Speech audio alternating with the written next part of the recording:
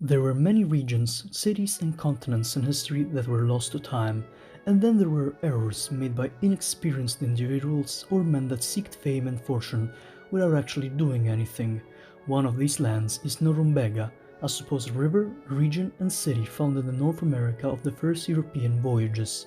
This mythical land was the result of the travels of Giovanni da Verrazzano in the 16th century, where, after he returned from an expedition from North America, he sent information he found out about to the King of France, Francis I, and these discoveries would later be mapped by the cartographer Visconte Maggiolo in 1526.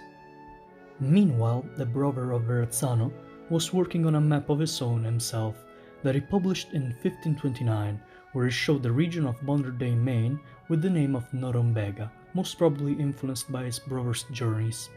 In little time, the two maps were associated, and quickly the name Norumbega, originally describing just a river, was given to the whole region.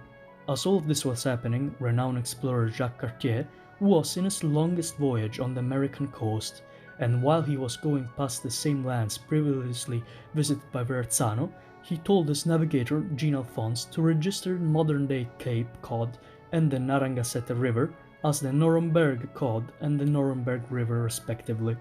Moreover, he also added, without any evidence, the existence of a supposed city of Norumbega, which he described as inhabited by good people that had pelts and furs of all kinds.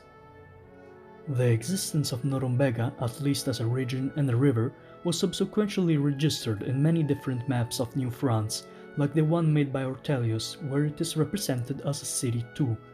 As if all of these convoluted informations weren't enough, in 1568, David Ingram, a complete fraud of a man that claimed that he went from Mexico to Nova Scotia by foot, also noted to his cartographer to represent Norumbega in his map.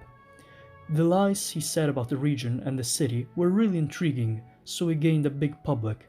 He described that the men of the city wore rings of gold and silver on their arms, while the women wore armor-like vests made out of gold, which he said was abundant in the area. This mention of precious minerals made the supposed city a destination many were searching for. Even Henry IV, King of France, sent an expedition to find this sort of rich paradise. Yet the city was never found, and after many other explorations came to no avail, Norumbega was reclassified as a simple area inhabited by natives with no special qualities, which brought the interest of the city to zero. The last nation to drop the search for the city of Norumbega were the Dutch, who kept the location in their maps until the 16th century. Interestingly enough, the city was called the City of Normans, or the City Made by Normans. This is because many people thought this was an original settlement made by the Normans, or more likely, the Norse, when they first discovered Vinland in the past centuries.